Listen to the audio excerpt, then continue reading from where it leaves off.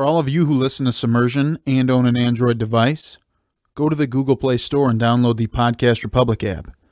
It's a fantastic app that allows you to get all of your favorite podcasts directly on your Android device. I personally use the app and I love it.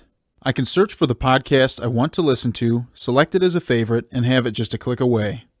Make sure to select Submersion as a favorite so you don't miss any of our new episodes. Again, the app is the Podcast Republic app, available on Android devices. Episode 115. Woo! Oh, yeah. We are live. We are doing our first live stream podcast right now. Apparently, we just had a hiccup. Nobody could hear the intro that I just played, judging by people's faces. Is what it is. But it's a big one. We're coming in hot. Zach, what are we doing right now, man? I mean, before we get into everything, just tell people what's going on right now. What's going on? We're live on Twitch. That's what's going on. Mackie Studios presents Submersion Live, the podcast. And this week, episode 115. First time ever. First time ever of it's the first time ever we hit episode 115. Yep, true. Yeah, it's fantastic. Crushing it. So we're doing that the is hunt. not a Zach fact. That's not a Zach fact. But we're doing the hunt for Red October. And for all you viewers out there, you'll be able to watch me now play this game on an emulator with this controller. But Zach, we already watched Hunt for Red October for Submersion. You're right. And how could I play a movie? There must be some sort of a game. That's right, ladies and gentlemen and germs. It's Hunt for Red October, the game for the, NES, SNES, or even the Game Boy. We'll talk about all three versions, and I'm going to be playing the NES version. The original version. You got to throw back to the original episode we did where you just kept hammering home that you had this game for the Nintendo Entertainment System. How many times did you say Nintendo Entertainment System in that episode? Was it like a million times? Like 12 at least. Me? Yes. Yeah, you don't remember you're this? saying you're saying I had the Hunt for Red October for the Nintendo Entertainment System? Yes. The Nintendo Entertainment System. Yes. Yeah, didn't your dad buy you that Nintendo Entertainment System? That's the story. It was either he bought it for me or it was given to me from my uncle. Actually, I can't remember. I actually Did you really play think it with my your NES dad? was Your dad was involved. Yes, I used to play games with my dad. Him and I played the Hunt for Red October together. I think we got to the second level, so we're going to see if I can beat that tonight, 29 years later. Dude, I have like zero confidence that you will beat it tonight. Yeah, I don't believe so. If it's anything like the Super Nintendo version, which I was playing, whatever, we'll get into that later, but my confidence level's real low that you'll get past level 2. Thanks, guys. Well, I'm going to start playing, but I'm here. Again, that's the Hunt for Red October for the Nintendo Entertainment System. Sorry, I missed it. Did you link your Twitch channel, Kyle? Did you plug it? Well, don't worry, man. We're going to set up our own Twitch channel. Don't worry about my own personal Twitch channel. I started. Mackie Studios Twitch. Okay. All right. Zach is in the middle of the game. Yeah. This is a perfect time right now to remind everyone, if you have not yet had the opportunity, we still do have the giveaway going. You can enter on Twitter to win the Hunt for Red October 4K Blu-ray Digital Special Edition Steelbook for free. Super easy stuff to do. You got to like the page, retweet us, tag 2 of your buddies who you want to watch this movie with. And if you love Sean Connery so much, I should have also mentioned we are doing this because Sean is turning 90 August 25th. We are also giving away a Funko Pop of Sean as James Bond from Dr. No. So that is on Instagram. Mackie Studios on there. Get over there. See what you got to do for that. And you can win that also. All right. Is it time? Can I air my grievances? Or are we still doing other stuff? Because I don't know if you noticed, like last episode was basically the first time I'd never been on, other than Phantom Menace, I guess, right? Yep. I think I mentioned it was the second time.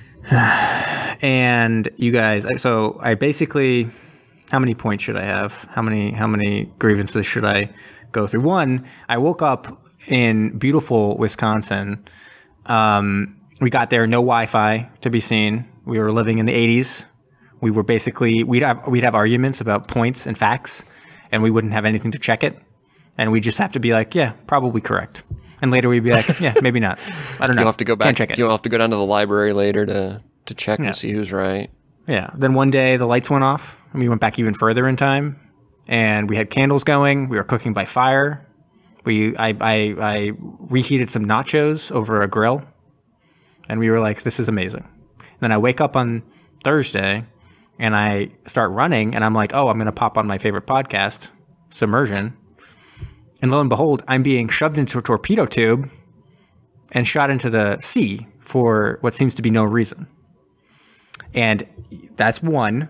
Two, you totally did a mini-sode without doing the correct mini-sode scoring system.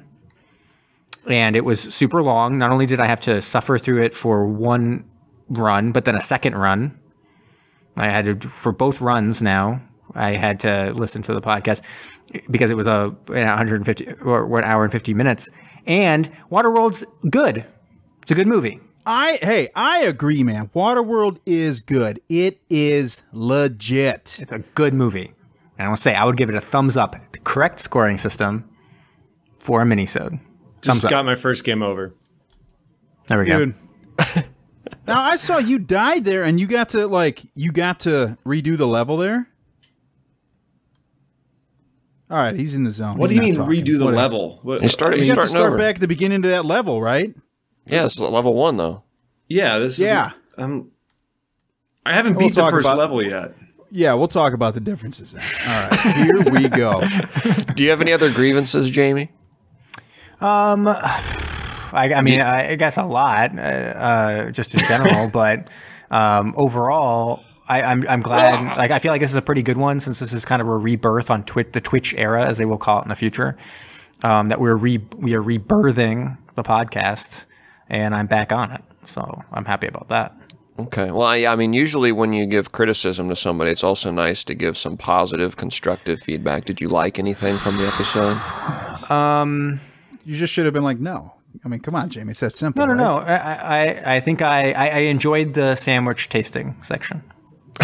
I thought it was fun. And I would have liked to eat some sandwiches. I think our guest host Nick did an admirable job of filling the shoes of Jamie. I thought he was very topical. And, yeah, no. I think it was topical. Nick did not hide his distaste for the movie. And that, I mean, he did not. Yeah, he was not shy at all. You know, he was wearing his heart on his sleeve the whole time. I mean, which is fine. Is what it is. Right. Anyways, this is totally off topic. But have you guys seen these things online where you can cut your beard tops off? You're still talking about this?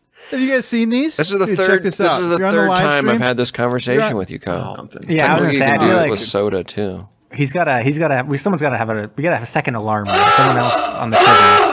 The captain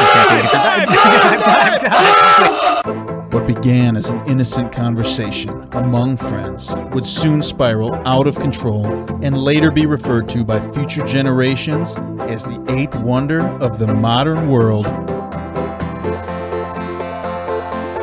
Mac East Studios takes you on the journey of your lifetime as your captains, the artist formerly known as Brom, Jamie the Ointment, Kyle El Capitan, and the Gruesome Twosome present Submersion.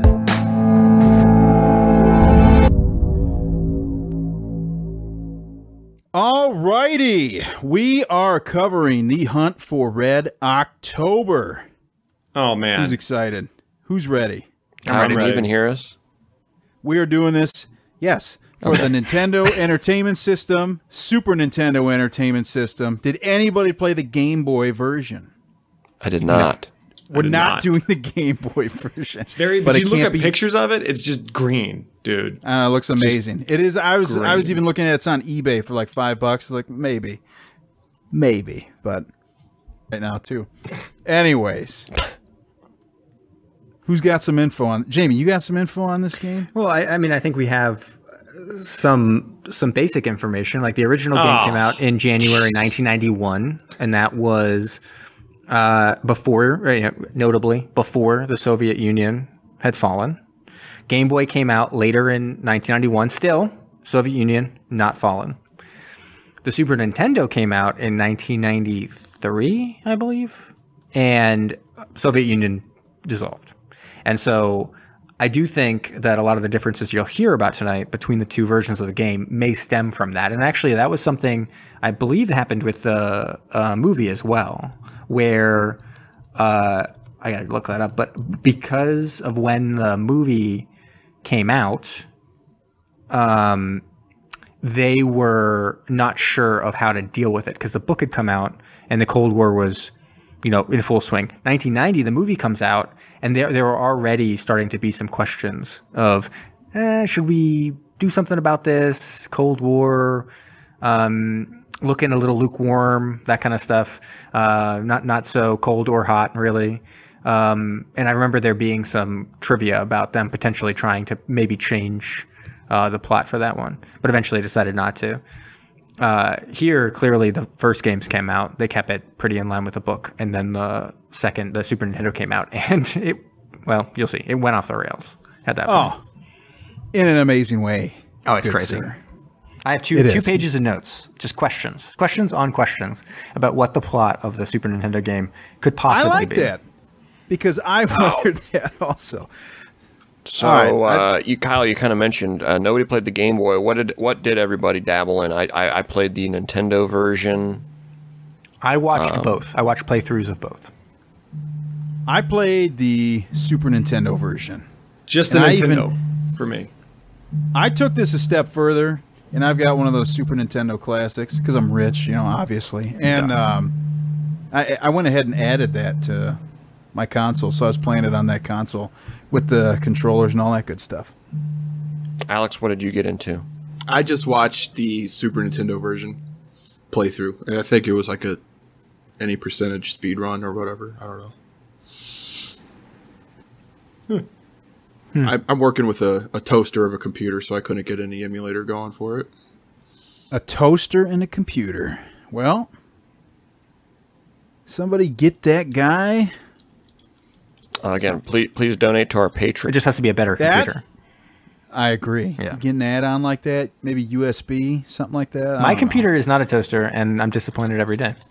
And it's just a computer. I'm like, ugh. Sit down in the morning and think, oh, hey, wouldn't this be nice? Right, and then I look over in right here, kitchen, and it's like, well, my toast is now 10 feet away instead of right here.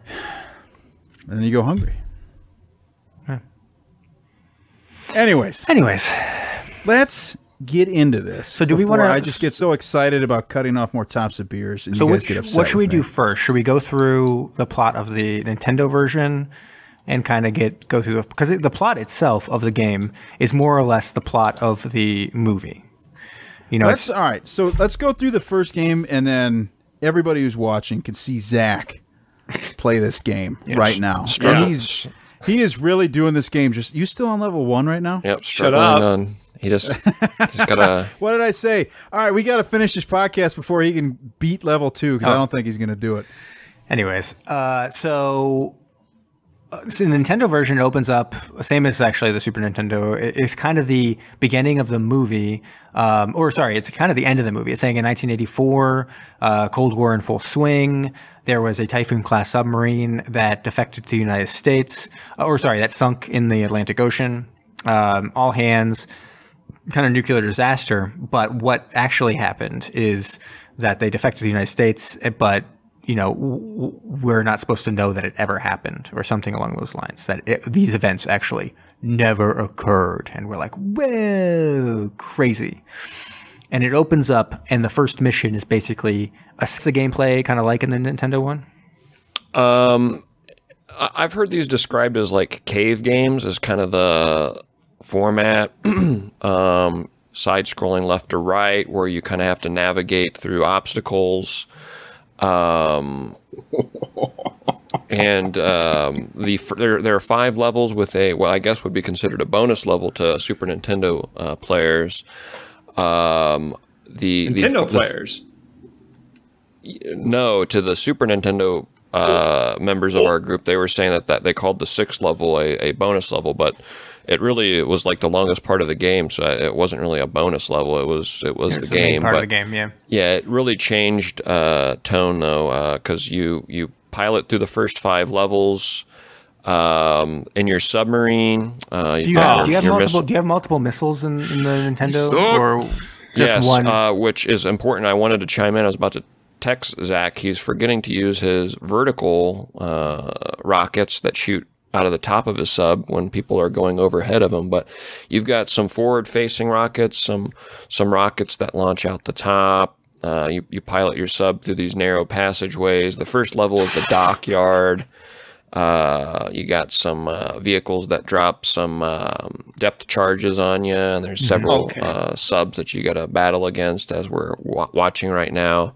Some strange pistons. I don't know how many dockyards have these hazardous pistons. Yeah, they kind of close. They kind of open and close, it looked like, right? It's like they're trying to kill you. Regardless, again, cave-style game, navigating your sub through until the 6th level, which you then pilot Sean Connery himself. You play as Sean Connery. Different than the Super Nintendo. Dressed in a 3-piece suit, which I guess, is that how Hunt for Red October ended? He was all dressed up and... I mean, I guess. He's just like a captain. Right? Yeah, he was always in kind of a suit. Yeah. And quick speed note, this up. He beat the first level. Zach beat the first level. Level 1's done. We'll see if he can get through the 2nd level without losing his remaining lives. But the 6th level, you play Sean Connery. It is a platformer at that point, like a run and gun style. You shoot bad boys and you disarm the bombs that they drop. You have to navigate through the sub. It's actually possibly like the longest part of the game. It's almost half the game, just navigating through that level. Didn't get very good reviews on that. I think Zach will probably enlighten us with that a little bit later. But I do think, from what I saw, I feel like the Nintendo may have gotten slightly better reviews than the Super Nintendo. It seemed to be that the reviews prior to 1993 were slightly better than the ones that came after. But it's hard to tell whether those ones that came after were still retrospective reviews of the Nintendo game or actually just reviews of the Super Nintendo. But overall, I think the game got kind of dire reviews, regardless of version. Yeah, dude, I'm watching Zach's stream right now, and this is wildly different than what I experienced. So, anyways, we have even Russian diplomats from the dockyard, and then you get an interlude. Every time you get an interlude, where ambassadors are talking to each other, and at first it's like, "Yo, Russian ambassador, a lot of mobilization going on over in Russia. We're a little concerned." And the Russian diplomat's like, "Naval exercises," and he's always like touching his brow as if he's sweating. No big deal. Don't worry. And Americans like, okay. And then we have the next level is the Red October in the Arctic or whatever.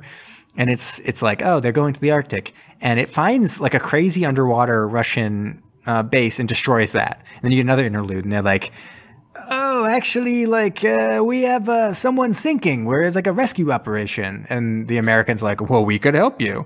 And the Russians are like, no, we got it. And then it says next tracking Red October heading to the trench, which was part of the movie and stuff like that.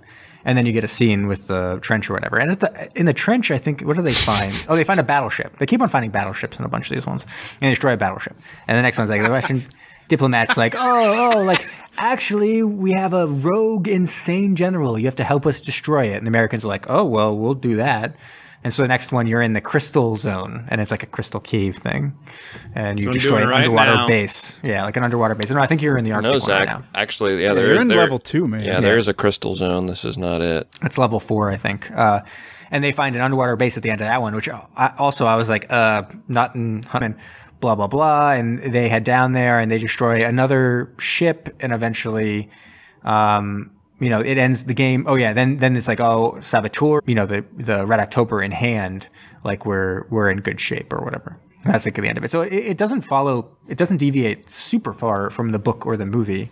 It just had some crazy things like underwater base, multiple underwater bases, and crystal zones, and Arctic ice stuff, and all these things to make it more of a game. And then of course Sean Connery dressed as James Bond running around a ship defusing bombs.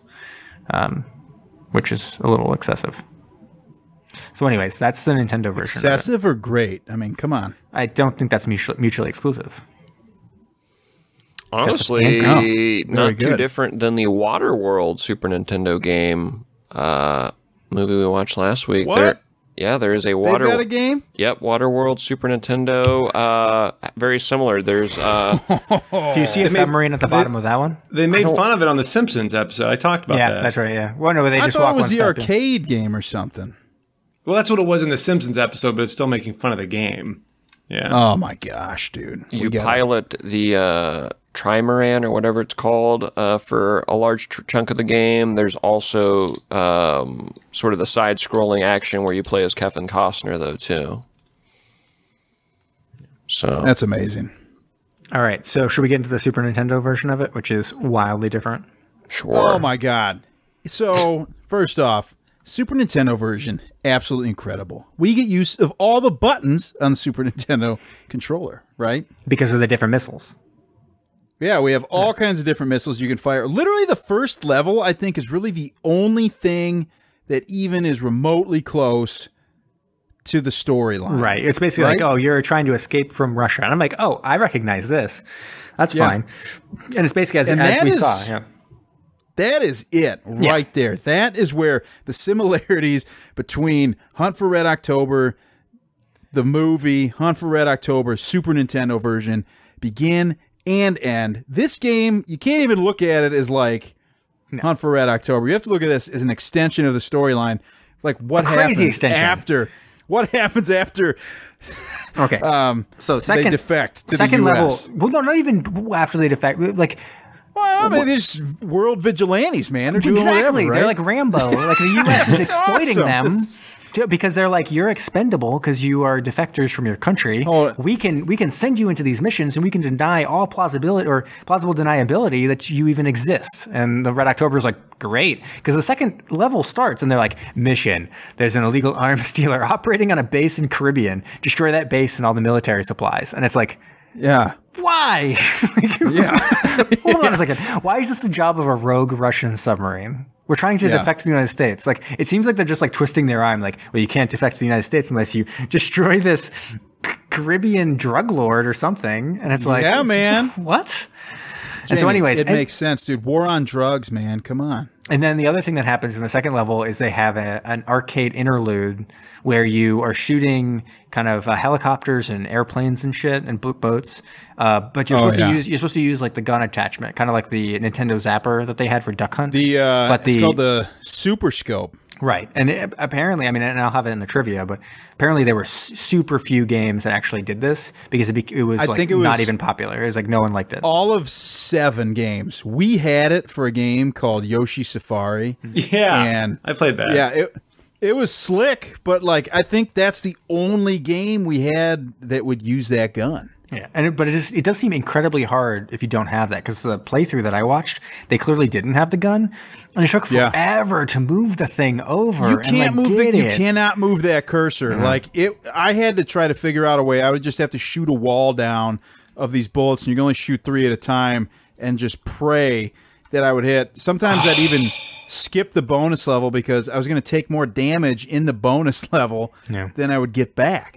So anyways, now that we're worldwide vigilantes who are destroying arms dealers in the Caribbean for no reason, the third level really goes off the chain because we now are escorting a passenger ship full of quote unquote VIPs to their destination, defending them from aggressors. That's just we're given authority, quote authority, to destroy all aggressors. Okay. Who are the VIPs? Why do they need a escort from a rogue submarine? Why are there even aggressors? I'm a little confused. I mean, who are these people, man? These VIPs, like you say. I mean, they are literally sending hundreds, whoever they are, hundreds of submarines. In God's name is attacking these people. Yeah, hundreds of submarines, bombers, everything. I even had a time in the level where I was just focusing on the submarines, and I was like, okay, I should be able to get through this. And the aggressors can actually destroy the cruise ship. Yeah, and I had the impression that this was a Cold War. This war seems incredibly hot right now. Oh yeah, it's on fire, my friend. And you are given. Who even gave us the authority to mow down anyone in our path? We're a defecting submarine. We are vigilantes. We're criminals. It's like who? The UN? I mean, I guess if we look at the movies that we watch, it would be the UN. That'd be like, yeah, that submarine can do whatever it wants. But yeah, no, this is where, and the third level is where I came to the conclusion we're in a Rambo situation. The United States, we came, like the submarine came, we're defecting, and the United States is like, not interested. And the submarine is like, wait, but we're like a super cool Caterpillar submarine. Like we got Caterpillar drive and everything. And the US is like, well, maybe if you take out this arms dealer. And we're like, okay. It's like, maybe if you escort this passenger ship full of VIPs. And of course, in our mind, we're like, VIPs? Oh, fine. Yeah, fine. And then all of a sudden, we're just the expendables and we're heading off to Afghanistan like Rambo to rescue some captured, army general or something. Yeah, it was nuts. Yeah. So anyways, fourth level. I don't remember a whole submarine level in Afghanistan. I don't know how well that would work. But, well, no, that's Rambo, but Rambo did not own a submarine. Fortunately for when he went to Afghanistan, it wouldn't have been very useful.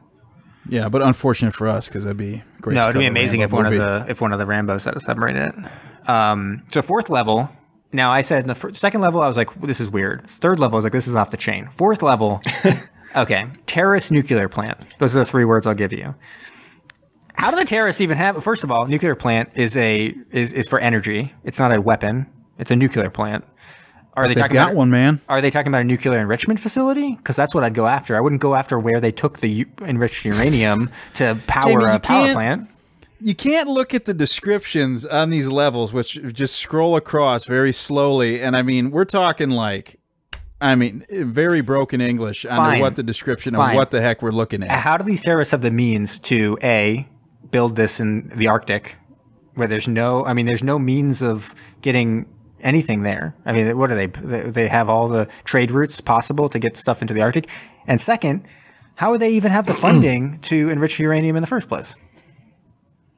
Well, I mean, all you got to look at when you're going around selecting the missions on the map. Yeah, it's over in Russia, right? I mean, there's uranium just laying around all over. The place. Okay. Anybody could do it. Fine.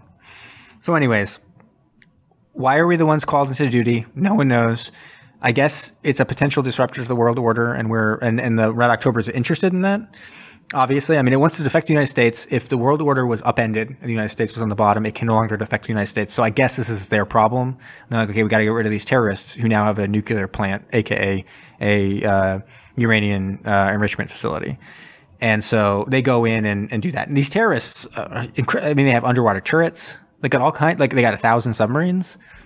Who is funding the terrorists? That's the question I have. It's got to be like Bill Gates, probably. And who else? Who are the mega rich? Dude. Elon. Jeff Bezos. Jeff Bezos. Warren Mark Buffett. Zuckerberg. Yeah, Warren Buffett. All these guys are funding these. They're like, stop them. First of all, we have the uranium it's 1984. Facility. It's 1984. So we're talking. Dude, you ever Ted heard of Turner. time travel? I'm thinking Ted Turner. Yeah, could have been TBS. All right. Very well could have been. Right now, just want to give a shout out to Og1994 cheering Zach on the stream. We got some viewers. Come on, Zach. He says, or she, he or she says, come on, Zach, you can do it. We believe in you. Wait, his name's Og?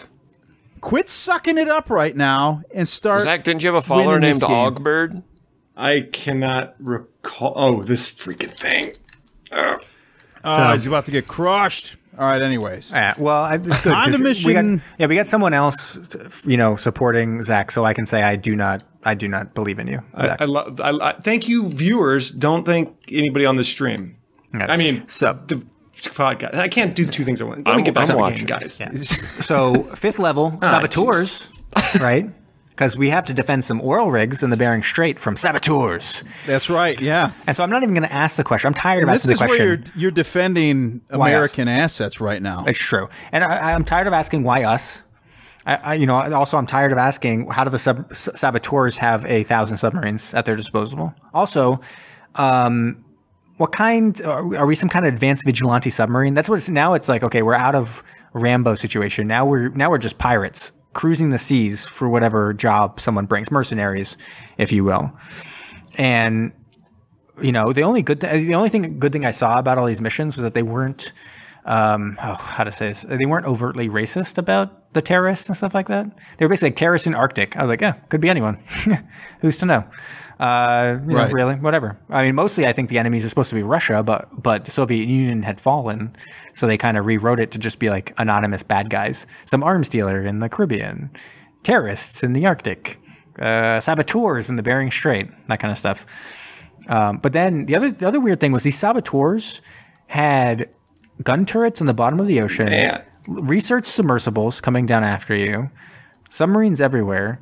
It almost they were set up almost like they were defending the oil rig stuff. And so then I was wondering whether we were the bad guys. Okay. Well, I'm not going to lie to you. At this point, I never made it past level 4. Well, then what's weird is that do you know what the final bad guy boss for this saboteur portion of it is? No. It's a giant squid. That's the saboteur. It's a giant It's kind of squid. a squid. Yeah, that's Are a you giant serious? squid. Yeah, it's an animal. It probably just wanted to live. It probably just wanted to be. And yet here we were, some vigilante pirate submarine, and we totally crush it. And afterwards, I was like, did I even see any saboteurs? All I saw was a squid.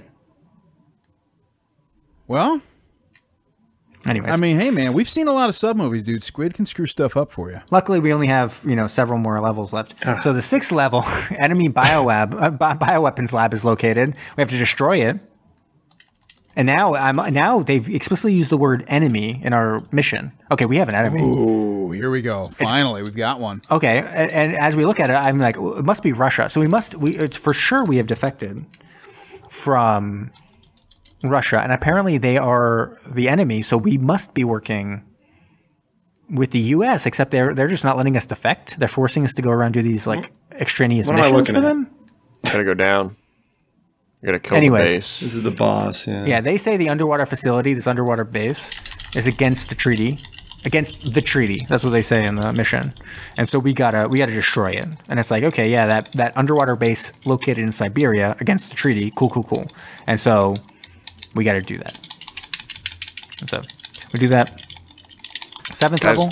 Guys, we're in jeopardy here. Looks like Zach might actually beat this. Good. Oh, We're getting close. Isn't he just on? He's just on level 2 though, right? He said he was going to beat level 2. That's all he needed to do, right? Well, Oh no. He did it. I did it. Prove me wrong. That's Prove clear. me wrong. That's for the viewers who believed in me, not you jerks. well, we're getting close because 7th level, a high-tech ship is being hijacked by mercenaries. And my only question here is, aren't we the mercenaries? I'm confused. Yeah, we are the mercenaries. 100%, mercenary man. violence right now. It's like crazy. And so, everything was kind of lame in this one. The ship was even kind of lame. I think the ship, this was, there's a bunch of levels that are reused from the NES game, and then they added other levels. This was one of them that was reused because the ship is hijacked in the Mediterranean, and I think that lines up with the maybe the level in the second to last level in the NES game, I think. But anyways. Zach, you are level. getting cheered on right now. Angel says, Zach, shut them up. Yes. So you keep this going, dude. Angel, see. That's a bot. Yeah. That's a bot. That's what I'm saying. This is a very interactive bot. I do not think AI systems. OG94 is a bot. No, I don't believe that. I believe Og94 is a person. That other one's a bot, though. Well, they're one and the same. Actually, they said you got me. So. I got the world. Well, I got we'll have to to set the up third captures level. on this, I guess. I got to the third Guess so. level. I beat you, Kyle. Click all the Zacks in the picture. You got to the 3rd level and then died immediately. All right. let's Still see better what- than you. All right. Hey, whatever. So we're in the second to last level, 8th level. There are some land guns that pose a threat to our fleet. And so now we have a fleet. Now, I guess now we're incorporated into the U.S. Army, I Sub-fleet, guess? man. Navy. And so instead of being internationally feared vigilantes and pirates, we are now have a fleet. Now that fleet could be filled with villains that have flocked to our, call, our flag. So now we have a vigilante fleet that goes after it, but whatever. Which turned the world into a smoking wasteland and such. But anyways, this one had probably the best bad guy at the end. It was one where this gun was really huge and it was above the land and it was really far up and your normal guns couldn't hit it. And you had to move your ship up really fast. and crash the surface and then shoot, and then your bomb would be able to get to the gun. And you had to do this multiple times and shoot it. Really? Yeah, it was kind of interesting. Whoever designed that level, because I know each level is probably designed by a different, like, small team or whatever. Whoever designed that level did a good job. They kind of did a good job with the ending. Some of the end bosses were real lame, where you could just kind of find a spot and just shoot them a million times, and no one could get you, and you just destroy them in like a second. So it wasn't a big deal. Really? Yeah. Finally, final level. There's a coup afoot in the USSR. This is what we've been waiting for. And so we are providing support. And I did find this a little hilarious, just that in the end, we are feared vigilante pirate submarine of the seas. And there's a coup in the USSR, which is what we want. And we provide support. That's it. For the coup or for the USSR? No, no, for the coup. But like, we aren't the main player. We are providing support. We are supporting players. We are not the main people. Like, that's the final level of this game is provide support. I like it. While something more interesting happens that you're not involved with. So are there other subs attacking then at this time also? No, I think the idea is that we're providing support from the sea, and the actual coup is a support. land operation that we never see. Well, at least we're part of a team then, right? Yeah. So anyways, final level. That final level honestly seemed like it kind of sucked. It ended with the arcade portion of it, where you're supposed to use that gun, and those was really weird. Like, the planes would come and they'd fly at you, but only if they shot a missile would you take any damage. So you could miss like all of them, and eventually the level would end. And in this case, all you had to do is just keep on shooting the one ship, and it seemed like you didn't have to do anything with any of the other things flying around. As long as you just kept on hitting that and you had enough energy when you went into that level, that portion of it, you would eventually just kill it without doing anything else. Because that's what the person, like in the stream that I was watching, they didn't do anything, and the ship so rarely shot at them that they barely took any damage. So they just sat there shooting over and over again. You're watching a speed run though, right? Somebody's doing this game in like 25, 30 minutes. Yeah, they did it in 40 minutes. Okay. I don't think it wasn't a pure speed run, but it was a complete playthrough without any. The world record speed run time for the NES version is 19 minutes and 22 seconds. It was set 8 months ago. Impressive stuff. Yeah, I can believe that too. All right, did you say NES or SNES? That was the NES. NES. All right. I was going to say, man, I played the Super Nintendo one it was like 2.5 hours. I couldn't get past fourth level. It's a lot more levels. There's a lot more levels in the Super Nintendo. Yeah. One of them. And there's no saves, right? That's what you said? No saves. Yeah. None at all. You don't even get like a code. No. So like when you die, you're going right back to the beginning, and I'll tell you, your damage carries over from level to level, and the only way to get damage back is to go through these little bubble things or to do the bonus round. But during the bonus round, you can also take damage. So that's kind of, I mean, generally you get more back than you're going to take, but I mean, it just carries over. So you could start level 2 with 80% damage, and then that's all you got. I mean, I think you take like 6% damage on most hits, so you've only got a few hits you can really take until it's game over. You got to start back at square one. It's rough. It's rough. Yeah, so that's it. That's all I got for the overall. So do you guys want to do ratings? Or no, do we do love it or hate it first? No, ratings first. Ratings. Yeah, let's do some ratings here. Let's do some ratings. Ratings. Oh, geez. Yeah. I think I'm the least qualified to do this. So if you want me to go first, I can do that. Because I just watched the games. Well, so did I. Well, based on what you saw. And we're doing it at a 6 because this is a submersible one because it's not a movie? It's a Game On episode, but, you know, we can do it out of 6. Yeah, do it out of 6. Do it out of 10. It's a game. Out of 10? Okay. Yeah. Oh, boy. So the NES version I thought was considerably better than the SNES version from what I saw. And so I think I would give that one like a 5 out of 10. I don't think to me, it didn't seem like it was anything that I would have been particularly interested in playing. It seemed kind of hard and confusing at times, but you know, fine enough for the type of game that it was. And maybe I'm biased because I don't really like those type of games. The SNES version, on the other hand, seemed like it was complete insanity, but also garbage. And so that one, I'd probably give maybe a 1.5 out of 10. No, 2. Wow. 2. I'll give it 2. 2 out of 10. 2 out of 10. 2 out of 10. Wow. Okay. Yeah. No, I just Coming in that was one low. where like I even as I was watching the person play it on YouTube at 2x speed, I was like, wait, what? Like, what is this game? Like, why is any happening? Why are there so many levels? Why do the levels don't make any sense? Why this arcade stuff with the design for the gun is awful. And, you know, especially if you don't have that gun, which who does? Because only like 12 people bought it in the first place. Dude, I know. I The wish, final level I, was wish I terrible. still had all that stuff, man. Yeah. Final level I'd was be terrible. playing this with the gun. Only a couple of the end bad guys were good. Like, I actually thought the squid was pretty good. I thought that gun was pretty good. And it's funny because those were the bad guys that were kind of added for the Super Nintendo, which I think is kind of indicative. Like, they reused some bad guys that just no longer made sense for how they changed the gameplay for the Super Nintendo. And so then it made it where some of these ones, they literally would go into it, like the run I was seeing, they'd go to a particular spot and just keep on shooting, and no one could hit them because the way the game was designed at that point, no one would come over and shoot at them or anything like that. So they just sit there and shoot them over and over and over again and destroy the boss in like 5 seconds without anyone stopping them or trying to stop them, really. Which I don't think, it just was because they were reusing something.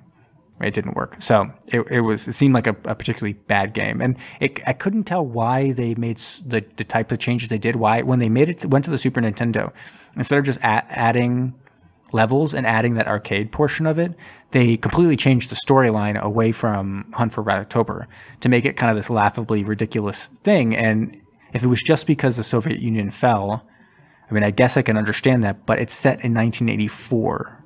So why do you give a shit? It's set during the Cold War. So that's my scores, and I'm sticking to it. Wow. All right. Hot take. Mr. Zoom In Brom, do you want to go? I can just see your eyes. Sure. Unless, was Zach, are you pissed about what's taking place in the game or about me giving my review next? The game. Okay. But I'll also be upset with you, I'm sure. Oh, shit.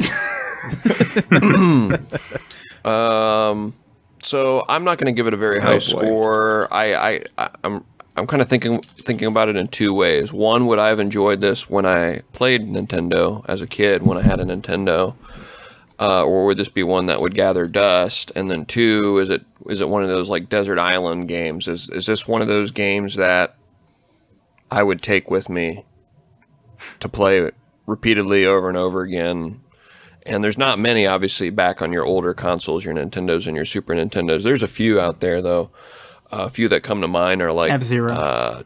Tecmo Super Bowl. F-Zero is a good game. I don't know if I'd bring it with me, but Tecmo Super Bowl. I could play that all day. There's a lot all with like the season modes and stuff like that. I feel like there's a lot of replayability there. Aerobiz Supersonic is a really sweet game. I played that as recently as a couple months ago.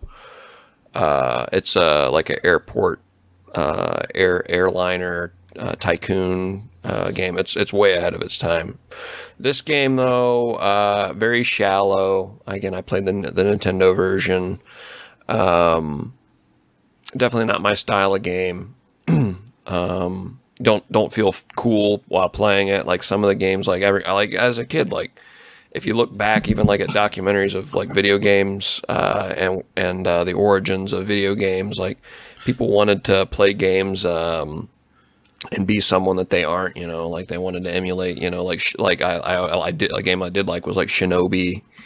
Like where you're a ninja. Games. Yeah, like you feel badass at least while you're playing it, even if you suck at it. But like this one, Man, like throwing star. Boom. Yeah, exactly. This one though, you just feel dumb and while sucking at it, which is where I was at with it.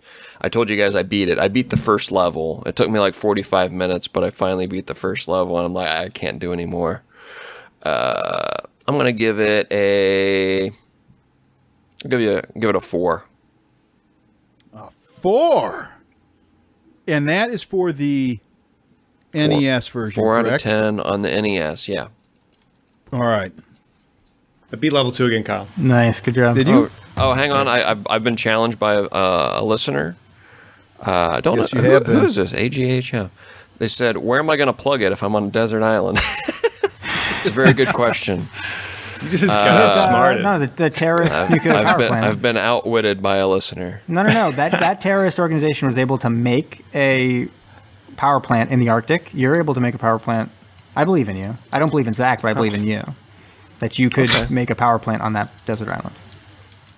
Or maybe solar panels or something. I don't know. Something. You gonna bring solar panels? You know enough about photovoltaic cells on a desert island to make something happen? Never even heard that term, so no. All right. Alex, you got a review for this one? Well, I didn't play it like I said at the beginning. I just kind of watched an SNES playthrough. The first one I started watching, I couldn't handle it. I wanted to barf all over the place just due to the graphics. And it would have been that lightweight stuff either. It would have been chunky, that industrial weight puke. Makes sense. And that's something you don't want to have to deal with. But once I started watching someone who's a lot better, even better than Zach, play the playthrough. Not hard to do, right? Made the game look so smooth. Tons of practice. I was really impressed. You know, I could see where a lot of other games got, you know, they were kind of like a muse for this game, like kind of like Flappy Bird, how you got to go through different obstacles, opening and closing, and move through this stuff. I love it. This is probably the most realistic sub game I think I've ever watched or ever played, and I don't think it'll ever be topped ever again. The ability to move as quickly as that sub does and maneuver through these tight turns and curves is amazing. Every submarine ever made is just like that. I love it. It's awesome to watch.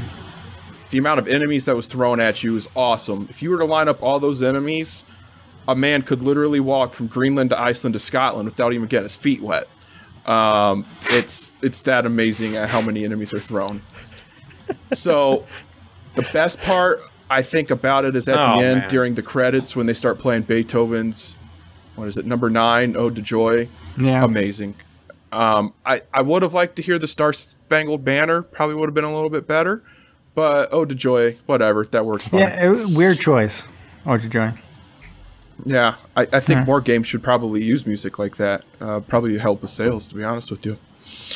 So, when it comes to rating, I got to give this game 12 out of 10. It was that good. I enjoyed it that much just watching it. I would watch it again every day. I hope more people start streaming this so I can watch everybody else. Maybe one day, once I get a better computer, I might be able to play this one as well. Or if I can find my old SNES, that thing's probably better than what I'm currently rocking, so it'd probably be pretty cool. You got to have a rough...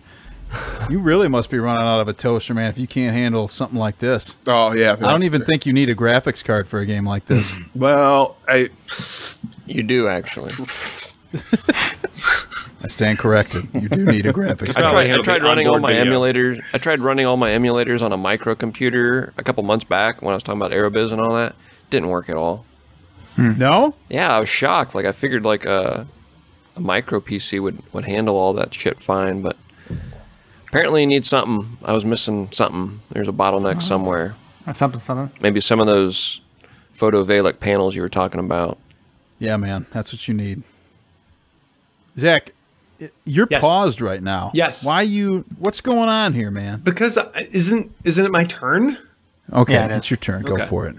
I got to level 3, so that's pretty exciting. You know, You proved me wrong, all right? did. I'll say that. You did. I did. You're a bitch. Well, yeah. I mean, yeah. I didn't think you'd do it. No, You're so a bitch. my turn, my review, my turn. Office reference. Thank you. We need a soundboard every time we do an office reference on here. That's what she said. That could be it. That's what she said. I mean, let's think about this. It's 2020, and we're sitting here, 5 white men, comparing a 1991 game to today. Yeah. If this game was released today, would we love it? The answer is no. No. Whoa. Let's... 5 white men and a bot, as you've been corrected. But I'm torn. Obviously, I'm going to be real biased because I don't know if you guys knew this or not, but I grew up playing The Hunt for Red October on the Nintendo Entertainment System, and I have some really fond memories of playing that with my dad. And I remember the box art. I remember that sweet, beautiful looking Sean Connery face with that red glow, and I'm like, man, this is the game. You talked about it. You're like, sometimes you want to play the game, you want to be like the guy. I wanted to be the guy. I want to be the guy. They should make a game called that. You didn't get to be the guy though, because you actually in this game, the last level is you getting to be the guy. I know. And you never got there. He could never do it. Dude. I know, but I was four. And that's what makes it so great, right? Because he's been chasing this his whole life, man. Yes. He wants to be the guy. Yeah, there was no password system or cheat codes either. So really, if you want to have that experience, it's probably a pain in the ass, right? Wait, there was no Game Genie? Oh, no. Wait a second. That was for the Super Nintendo, right? There's a Nintendo Game Genie. I don't know. But basically, it's pretty complicated if you do want to be Sean Connery. Like, you got to be good at this game. I was not, and I'm still not. But I'm getting better. Anyways. Someday. You said this is out of 10 still, right? Oh, yeah. And then we got a 12? What's the lowest? What's the lowest we got? Jamie gave it a 2. That's embarrassing. No, I gave this one a 5. I gave the Nintendo one a 5. Oh, there we go. Super Nintendo a 2. Oh, okay. I'm gonna give this the biased Zach vote because of the memories, and it's a sub game. We're talking constant sub action until the end. So I'm gonna give this a solid 8. Oh yeah, there we go. An 8. Somebody loving the game. Very formidable. Okay, I'm gonna come in last here. Oh, I forgot about you. I've been watching Zach play this game. I only played the Super Nintendo version because I was like, I'm gonna load this onto my Super Nintendo Classic, play with the controllers, how it's meant to be played, all that stuff. And I gotta tell you what, man, this game takes gaming back to a time when gaming was so darn difficult, right? Now everybody's like, oh, they talk about Dark Souls being like the hardest thing. And there's only like that one game, right? That's super, super hard. All games used to be super, super hard. Like I was talking about, you go through a level, you are keeping the entire damage you take through that level. And then you're carrying it on into level 2. And when you die, guess what? You're going right back to the start. There's no way for me to jump around. There's no way for me to save at a point and then try to do that level over. Can I ask a quick question? Can I ask a quick question? Yeah. Did you ever do the arcade portion of it? Like the shooting portion of it? Yes. Yeah, I did. Hard as heck, man. In the playthrough I saw, that's where they were regaining a lot of their power and their missiles and stuff like that. Because if you do well, hit enough planes. If you do well, you get all your health back and stuff. Yeah, if you do. So if you had the super shooter or whatever it's called, the super scope, theoretically, I could be doing really well. Yeah. But I do not have. They didn't make that when they released the $80 classic. They didn't bring back the super scope, unfortunately. They actually kind of should have. It's a tiny one though, like a real tiny one. Oh, that would be because it's a small Super Nintendo. It's like a pen. So using the bonus level with that controller, it is so darn hard. Okay, and Cuphead was mentioned down below as being a very difficult game. Cuphead is difficult. But at the same time, when I die in Cuphead, I don't have to like completely start the game over. Man, I played for 2.5 hours in a game that some people, speedrunners, are getting done in 30 minutes, and then I couldn't get past level 4. It reminded me when we played Hook for Super Nintendo, and I was like, "What the hell was that, dude? I got to learn how to beat that game." And then I sped run that game, and I haven't checked my numbers in a while, but I was 19th or 20th or something in the world. But this is a game that I really enjoyed. It's crazy. It's making a lot of use of the Super Nintendo controller. You can flip the sub around. You hit the left bumper button, and you'll do a crazy Ivan. You have 4 different types of missiles. You can shoot straight ahead, shoot vertically. You can like lob one like a tennis ball, lob that, or you can just like drop one low in front of you. Lots of crazy action. And now that you say that there was a giant squid in it, Jamie, honestly, I was already thinking that this game was very similar to a game Zach and I reviewed called Steel Diver. Oh, yeah. Yeah. And with the squid in it, I'm like, wow, did Steel Diver just totally rip this whole thing off, you know, and advance the controls or make them even more difficult? But it'd be good that for one, the, like, there were checkpoints and stuff. Yeah, good for the animal season, too. Season, whatever animals movies are. Or animal movies and games and TV shows. Squid games? Animal games, that'd be funny. So honestly, I had a really great time playing it. I'm going to keep playing it because I need to beat this game. And I'm going to match Zach. Honestly, before this even started, I was like, I'd give this an 8 because I had that much fun playing it. And I think the games that frustrate me the most are the ones that I come back to. And I'm like, why did I get so worked up over that freaking game? And I'm like, it's because it's hard, and I like a challenge, you know? So, an 8 it is for me. And Zach, did you have Love It or Hate It? Oh, you know I got Love It or Hate It. Cue the music, Kyle. Do-do-do-do-do-do-do-do. Love it. Da-da-da-da. Hate it. Da-da-da-da. He loves it. He hates it. She loves it. She hates it. Jamie, what do you want first? I'll wrap it up. What do I want first? I want Hate It. I want to see Hate It first. So when we're talking video games, this isn't something as easy as just going to imdb.com and finding, 10s or 1s. And for a game this old, it absolutely wasn't easy finding these kind of reviews. Mostly you're going to find YouTube people playing this game, just ripping it apart with a lot of vulgarity. But we don't do that on this podcast. So, well, I did find the user, Joe the Destroyer.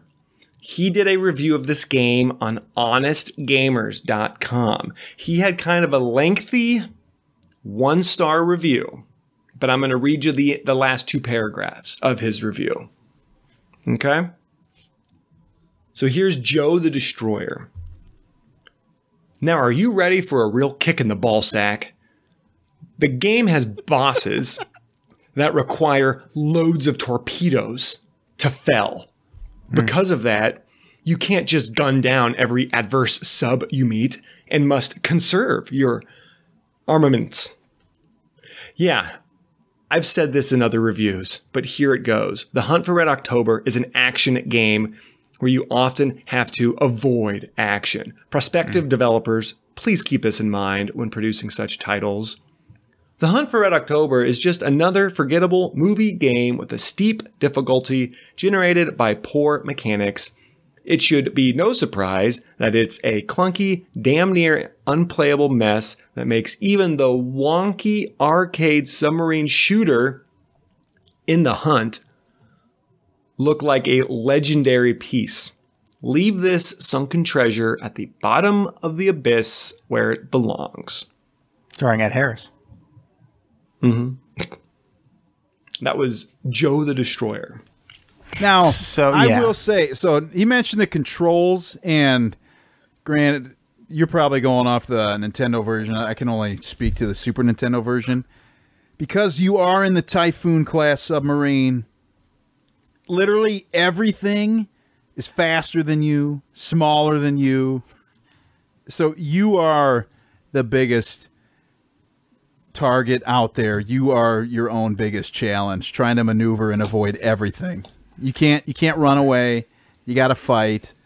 But it's, I mean, I guess I see some of the points. Yeah, and I got 2 points as well. No. Yeah, I got 2 points. One, Caterpillar Drive was a huge part of Hunt for Red October. So the idea of being able to evade and avoid action seems to be in line with the film. So just like 1 point. Other point, Zach, I'm glad you mentioned that we know that was a vulgar review. We don't go for those vulgarities. And I didn't even mention during the time when Sean Connery's character was running through defusing bombs, the fact that they had his captain dick flopping all over the place, a little digital captain. I didn't even mention it. Do you know why? Because it's vulgar. I'm not gonna say it. We keep it classy here. Yeah. Yeah. There we go. All right, love it.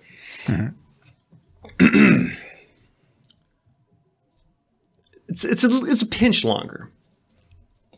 But this is a legit 5 out of 5 star review by Gabrielle Mercado. Would you make that up? Why'd you laugh about it? Because I'm sure I mispronounced it. Me, myself, I love it. Reviewed in the United States, January 21st, 2004. Oh, an old 16 years old, man. I have had the hunt for Red October for a long time. It's from the movie of the same name, which I do not remember a thing because I was small when I saw it. The only thing I remember about the movie is that it starred Sean Connery. You are in a submarine and you fight off other submarines with torpedoes or mines in its path. You also have surface air missiles which fires straight up from Red October's missile bays, which you can use against planes or boats. You have a weapon called electronic countermeasures, and the device floats in front of the ship when released and causes enemy ship to cease firing for a short time. And you have other weapons, just to name 2 or 3. The graphics are very nice, and the controls are awesome. Plus, you can use the super scope if you have it. I will tell you what the first mission is, but that's all because I do not want to spoil the game by telling you all the missions. Mission 1 is that you are a Soviet captain, Marco Ramius, in the years 1984, and you, disillusioned with your homeland and its government, you have decided to take your prototype submarine, the Red October, and defect to the United States. That's why I am telling you, because a lot of people like me love surprises. For other missions, it tells you in the instruction booklet. All the missions so you know what they are about. And there are people who have seen the movie but never played the game. All in all, it's a great game. I still got my old SNES and this game. Thanks. Have a super year. 5 out of 5. Big question. Just one question. So, Kyle, because in the run that I saw on YouTube, they never used any kind of electronic, whatever it was called, countermeasures. Was that in the Super Nintendo game? Yeah, if you hit the right bumper or R button, they never used it. You would go invisible, and so other subs and stuff wouldn't actively attack you. However, if like turrets on the ground and stuff, they'd still be firing. And I see. It didn't make you invincible, but it made you invisible. I see. So I guess I was confused because I'd seen that somewhere that was available, but in the run that I saw, they never used it, not once. Yeah, I tried to use it, and honestly, it made things worse because you'd get deeper into enemy territory, and it runs out pretty darn quick, and then all of a sudden you come back, and then they're all on you at once. So it was quite difficult. All right. You guys ready for some trivia? Yes, sir. So I grabbed what I could. As we mentioned, the NES version had a very different type of level than the SNES. That was the platform-style gameplay with Ramius. And then, alternately, the Super Nintendo was one of only 11 games, not 7 games, that used a Super Scope accessory. It was used to only play some bonus stages where the submarine was in first person and you were supposed to be destroying enemies and projectiles.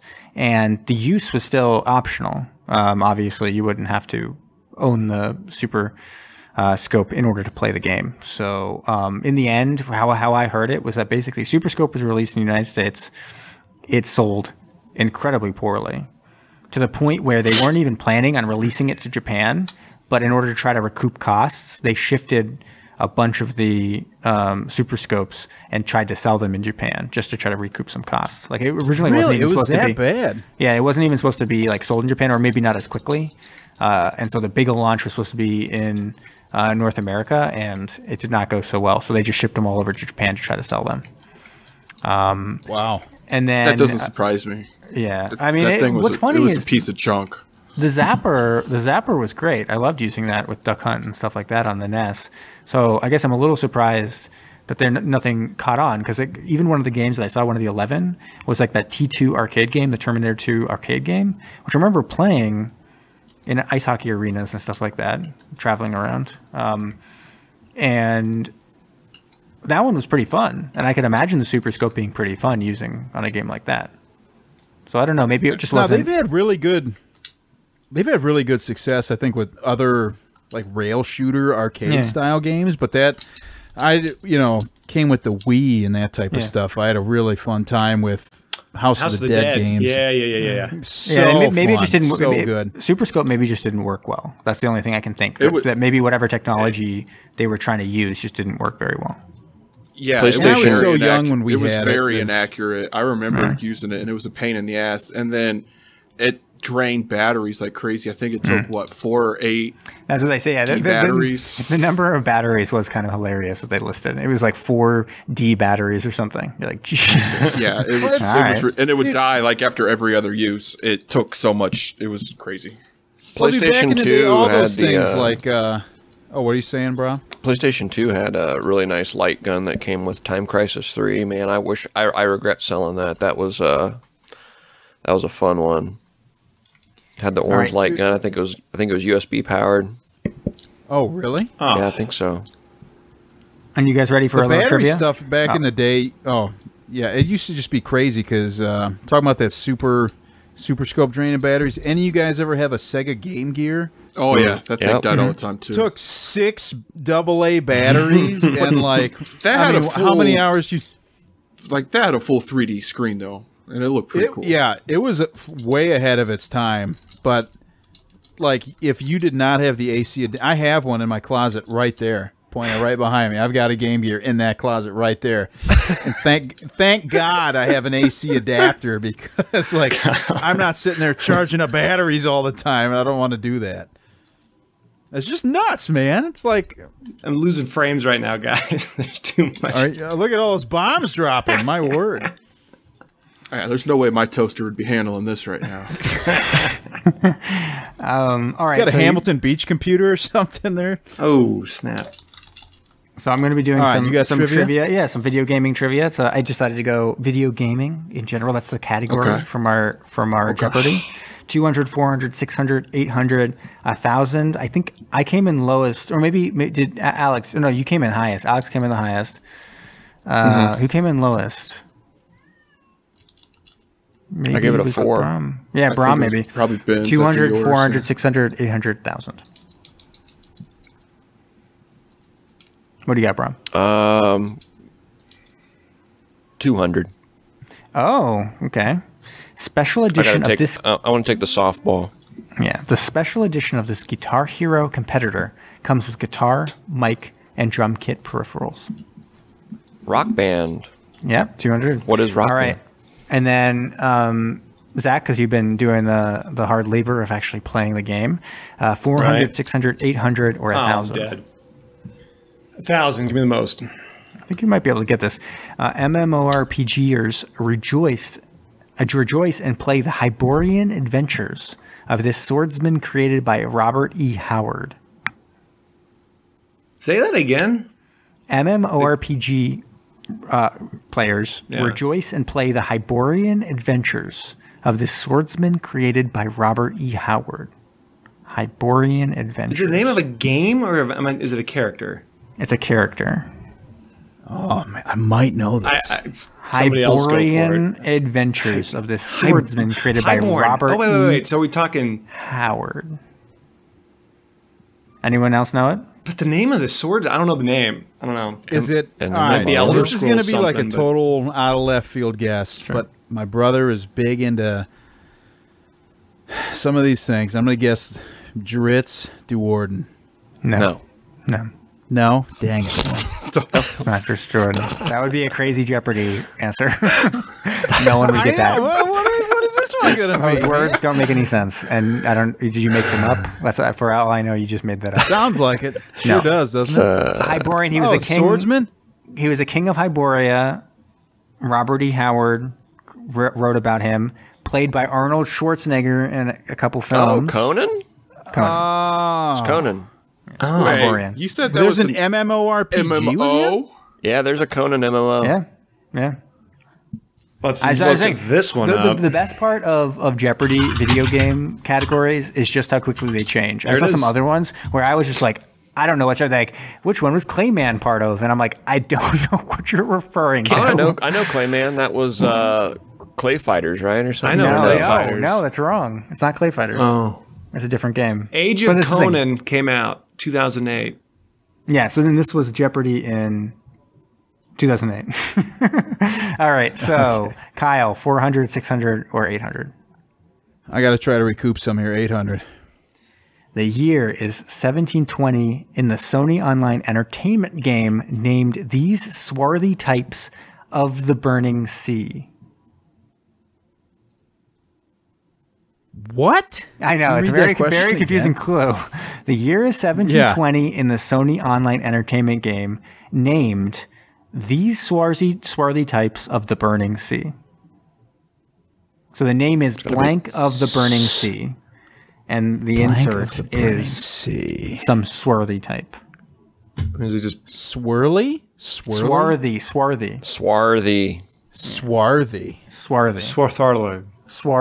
Oh, is it pirates? Pirates of the Burning Sea? I don't know, man. Seriously? Pirates, yes. Yes. It's a dumb clue. I feel like you don't have to be into video games at all to know the answer to that. I need to give a quick update. Age of Conan just had... So Hyborian Adventures, I would have known because I knew Conan was Hyborian, of the Hyborian age. Conan just had their 12th anniversary event this year, so it's still going strong. Alex, 400 or 600? Double XP. 400. 400? So this is the Nintendo one, and why I chose it, because it has to do with the accessories of Nintendo. Accessories for this Nintendo game system include boxing gloves, a dancing mat, and a balance board. The Wii? Yep. And then up in the air, because it's a pretty close game right now, given that Kyle guessed wrong with whatever he made up for the $1,000 one. Do we say our name to buzz in? Yeah, you got to say it, buzz in with your name. Use a device that creates doors in the unlikeliest of places in this futuristic game. Dang it. Kyle got it. Portal. Yes, yeah. Portal. And you made it up to tie Alex at 400. Ooh. All right. Yeah. So, spoiler, Alex and I, one day before super senior year of college started, I texted Alex because he was living in his townhouse or apartment near my townhouse, and I said, hey, come on over. I got Portal 2. How long did we play that game? Like 8 hours where we sat down and beat the whole darn thing in one day? Yeah, we did. It was pretty amazing. Zach and I beat it too, I think. Mm-hmm. It is so fun. And there was even a level, I got so frustrated because Alex and I couldn't figure it out. I left to go do something, and I came back or whatever, and Alex was like, dude, I did it. I soloed it. And I was like, there's no way. Yeah, it was incredible. I actually remember what you were trying to do at that point, but I'm not going to give it away to listeners. If they could guess, though, write it on our website what you think the guess is, and we'll let you know if it's right or wrong. Yeah. Like what Kyle went to do instead. Yeah. Yeah. What did I go do? Yes. And then I don't remember. And I'm gonna finish up with a little Phantom Zone. Do you have the music for it? I do. Hey, maybe Jamie, Yep. you should explain to any new listeners what Phantom Zone is. Well, Phantom Zone is where we try to connect whatever we're doing here to our Lord and Savior, Ed Harris, who starred in the movie Phantom, which is episode 1. And don't go back and listen to that one because it is a terrible episode. All right. But yeah, you're connecting him through only actors, actresses, people associated in the film industry. Right. That have been in other submarine movies. Right. All right. So are we ready? Engage the Phantom. Phantom's engaged, sir. Andrew Davie is listed as designer on the game. So when you finish the game, that's actually the first name up there, designed by Andrew Davie. He was also a designer on the game Mech Warrior, which is based in the Battletech world. And has any of you guys ever played Battletech games? It's kind of like D&D, but like futuristic. I have not. And then they made a I series. know what it is. Yeah, then they made a series of video games as well. He was a designer on I think the first one, but it may have been the second release or something. Kind of like how there was NES and then a SNES version. He was on the second Mech Warrior, but it's just Mech Warrior 1 for the second system. And anyways, in the BattleTech world, there are submarines in different iterations. Now, Dean Devlin currently holds the rights to Mech Warrior franchise for film. And do people remember who Dean Devlin is? No. I do not. Is he Landry's dad? No, he is not. No, that's Glenn Morshower. But Dean Devlin is a longtime collaborator of Roland Emmerich. He wrote Godzilla, and so it's easy to go from there. And so he holds the rights to Mech Warrior. He actually was also, and Kyle, he was also the director of Geostorm, which starred Really? Ed Harris. And it's because, that comes up every once in a while we mention Geostorm in passing on this podcast, including last week during the Waterworld episode. Kyle, you mentioned it because you mentioned how Ed Harris, you were saying he lost his fastball a little bit. I think that came up. He was looking a little rough in there. Right. You're saying it's not his best. And that's amusing because if you go back and listen to that first episode of this podcast, the very first episode was released in February. Just mere months after we watched Geostorm in theaters together, holding hands, and we went on that podcast and we were talking about Geostorm. It came up on that first podcast, and I said, Seriously? "You know what? I feel like he was looking a little rough, lost his fastball," and you were disagreeing with me. Really? And then here at 100 and what? 15? 13 episodes later. 114 15, episodes. yeah. 14, 15, 13. Craziness. Yeah. Craziness. And now we're back. It's like time is a flat circle. So welcome to Submersion. It is. Submersion. Episode 1. 15. But 1. All right. What? Brahm's got glasses on now. What's going on here? All right. All right, let's go. Moving on. All right. Time for a little subs worldwide. It's subs world wide. All right, so I've already covered the Typhoon class. Done it. Did it. Long time ago. So I was like, you know what? This game's bringing back a little bit of nostalgia, so why don't I put some nostalgia in this podcast right now for all of you. I played the Super Nintendo version. I grew up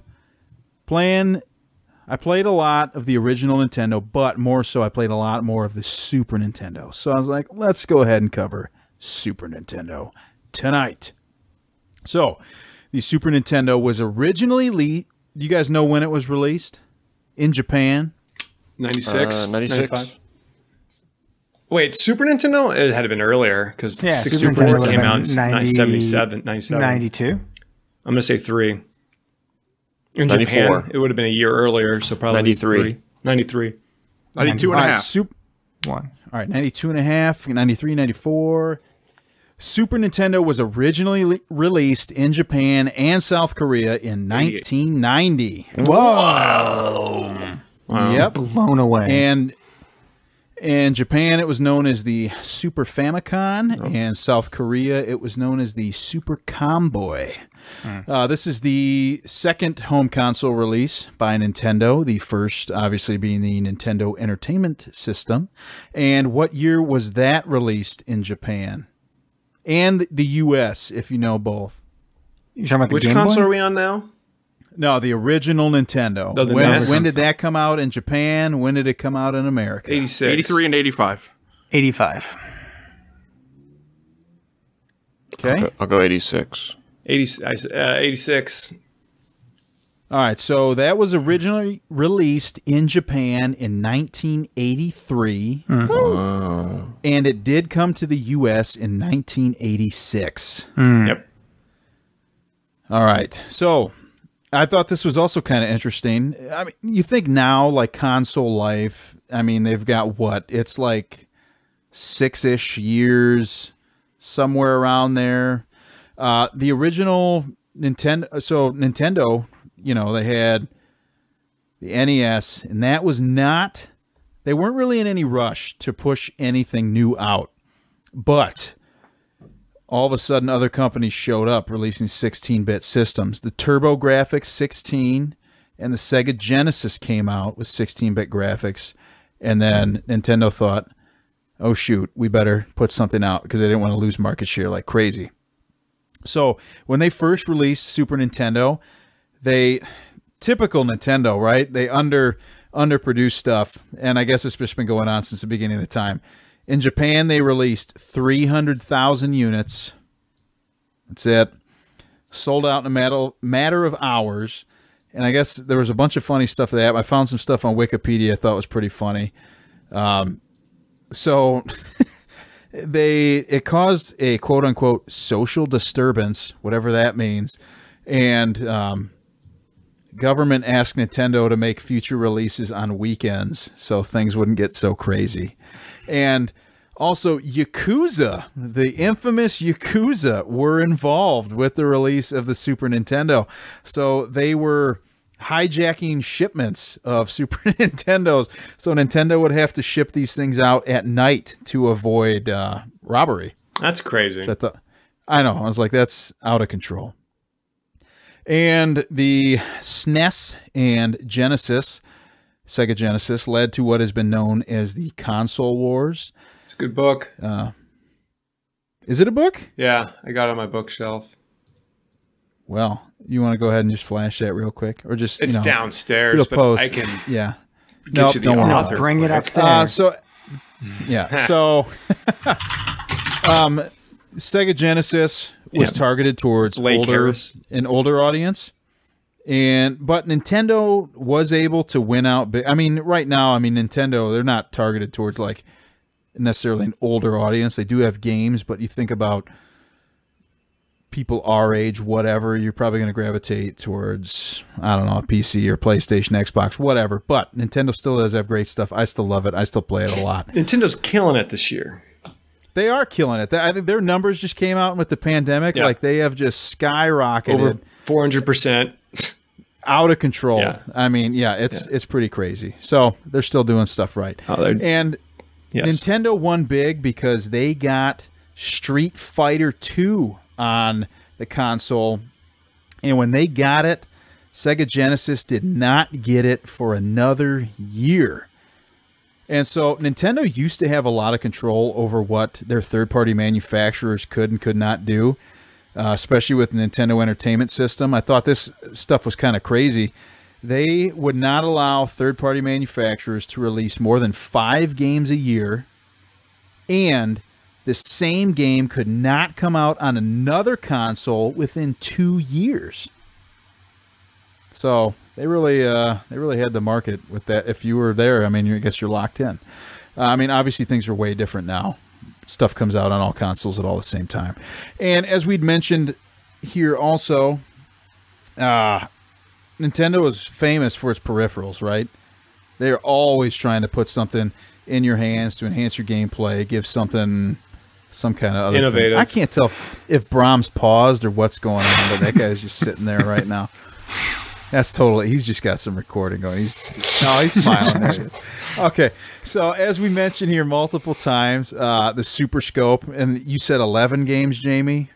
That's what it said, yeah. But some of them are weird because they're like built in, kind of like just show-offy games. So like it's like Super Scope, like whatever, and T2 arcade game. Those seem like they're ones where you couldn't really play without the Super Scope, so they were kind of released as part of it. And that was Yoshi Safari. Like you could not own that game without the Super Scope. It just didn't work. So you might have been right. It might have been right where you had like a 7 total, where Super Scope was just kind of integrated a little bit into the game. Yeah, but I mean, still a very small number of the total number of games released. Super Scope was one of their peripherals. Another one, which I had at my house, was the SNES Mouse. Did you guys have that for Mario Paint? Mm-hmm. I did. Yep. Oh yeah, that was always fun. You could just sit there and paint. Yep. They also made the Batter Up, which was a baseball bat. Didn't know that. I had the track. I had the track running one for the original Nintendo. Did you? It was like a pad that you ran on as a track game. And you, well, maybe like you had this one then, because I didn't know this was a thing. The Life Fitness. It's an exercise bike controller. No. Yeah, I was like, Seems what like the a heck? little much. So, Super Nintendo came out originally in 1990 in Japan. You guys in 91 in the U.S. What year do you think it was discontinued in Japan? What year do you think it was discontinued in North America? Super Nintendo? 2003, 2001. Those are my two guesses. Japan, United States. 99. 98, 99, something like that. Okay. 2004. So you're thinking like 2 years before the Wii, they discontinued the Super Nintendo, bro. Yep. Yeah. Okay. Alex, any guesses? I don't know. I want to say like 94. Makes sense. You think it was there for 4 years? Okay. Well, that guy. Yeah. That guy's shooting from the hip right now. I don't know what that guy's on. But anyways, Jamie, you were correct. In Japan, 2003 Wow. is when they discontinued it. U.S., Zach, you were correct. 1999.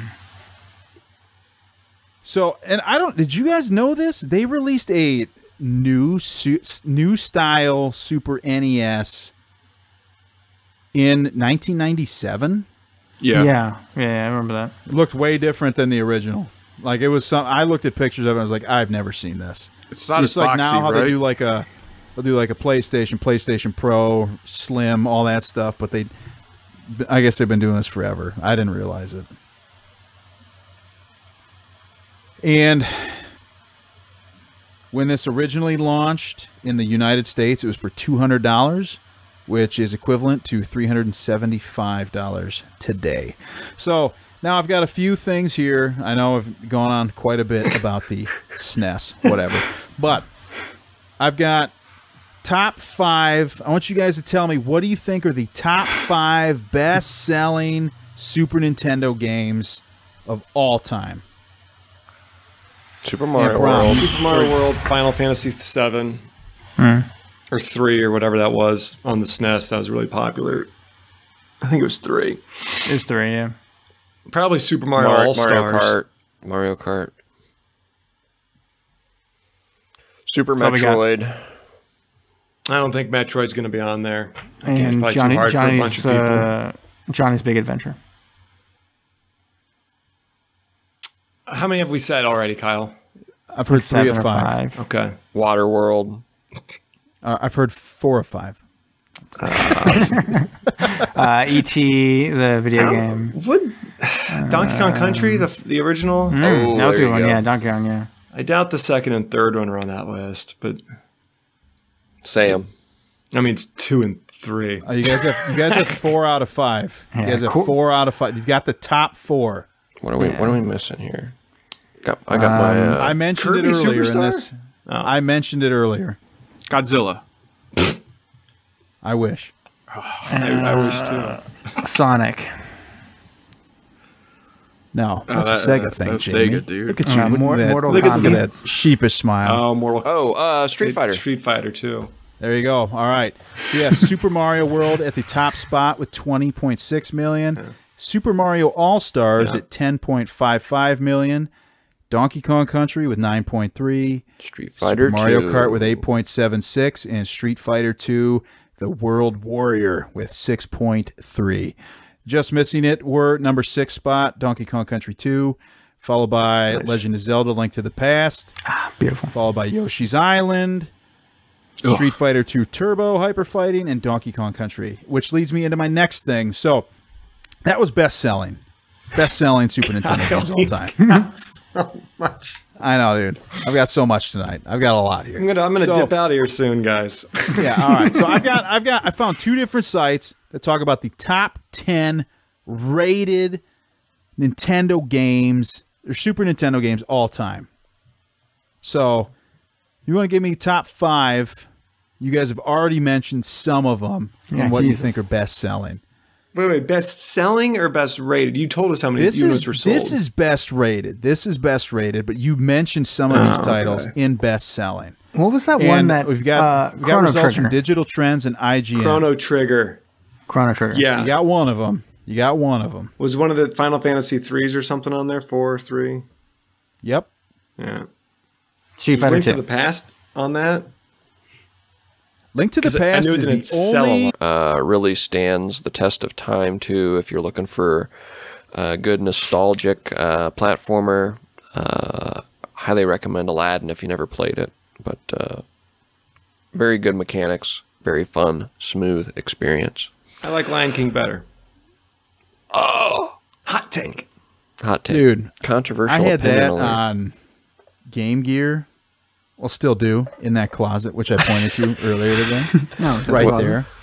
That With- game is so hard, man. The Which level one? where you got to jump on all the wildebeest.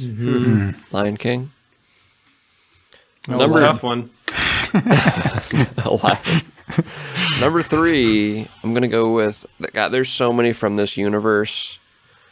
So this is probably not at the top of many. A lot of people would probably go with Knights of the Old Republic, but my Star Wars pick is Jedi Starfighter. PlayStation 2 2002 release. My brother bought it for me, and I played the crap out of this game. Released to a lot of solid reviews. Ultimately, Metascore now is 81 on it. But very fun. You play as, I can't remember her name, Kalia or Galia or something, but some obscure Jedi who rises to prominence in the Star Wars as she pilots her Jedi Starfighter. You also play Nim, I think was his name, who's like a mercenary, and so you bounce back and forth between their two starships, and missions are fun, characters are fun, really good dogfighter. Not as good as Star Fox. That's my go-to Starfighter, but Jedi Starfighter for that generation was a great entry. Number 2, Yeah, we'll have to I see liked, how that I like new TIE one Fighter. coming out is going to do. yeah, that looks really good. I'm TIE interested. Fighter was TIE sweet, Fighter for too. PC was what we used to do growing Oh, up. I TIE used Fighter to and the next play one that was with a TIE Fighter, whatever. joystick. And Yeah, exactly. Yeah. Yeah, that's a popular selection as well. It was Or the either pod Knights of race, the I Old mean, Republic or TIE Fighter. The pod racing game for, was it the N64? I can't remember, Yep. but Which- that one was pretty good too. which they So- just re-released. That was an N64 release title. I think Yeah. a That lot was of good. It was a good N64s were game. bundled with that one. Wasn't there one of them that was on the PlayStation now? Now I that's thought that- Racer's Revenge. Oh, And okay. that's the second one, but now they also re-released Pod Racer, which is the first one, which many of us Oh. played. Because a while ago I Sweet. downloaded Racer's Revenge. Right. I mean, it's very similar, but I mean, what are you going to change? But yeah, now Pod Racer is on Switch, PS4, probably on Xbox. I don't know though. All right. Awesome. Number 2, I'm gonna go with Die Hard Trilogy for the Wow. PlayStation 1996 release. I don't think I've ever heard of this. Is it kind of like an adventure game? What's the gameplay like? So it's actually really cool. There's 3 different games in on the disc or discs. I can't remember if it was multiple discs, but Die Hard 1 was a third-person shooter where you navigate the different floors. So every time you beat a level, you have to kill all the enemies on a level. There's a little ticker in the top right corner telling you how many guys are left. You have to kill them all, then you get to advance to the next floor, and you just go floor by floor by floor by floor, killing all the terrorists. And I remember the God mode is RUDS, right up, down, square. I still remember the cheat code to go into God mode on that. And I haven't played it in like 19 years or 18 years or something like that. Probably, or more, really. The second one in that box set was a on-rail shooter. So a la like a Time Crisis or House of the Dead. And then the third one, was it Die Hard with a Vengeance or whatever the third movie was called, was like a taxi driver one where you had to, you drive a taxi and you have to hit all the different checkpoints and whatnot. But no, really cool game. Especially as a child, I don't know, it probably doesn't hold up nowadays, but Die Hard Trilogy is my number 2. And number 1, it's Let's say it all obvious. together, and probably. Yeah. Let's say it all together. 3, 2, 1. GoldenEye. Hook. Yeah. I'm just kidding. GoldenEye for the N64, 1997. 96 Metascore. critically beloved. This was like the godfather of first-person shooters. Obviously not the very first, but the one that brought the format to prominence, and everyone fell in love with first-person shooters. And I feel like every year since, people just piled those suckers onto every console that was released thereafter.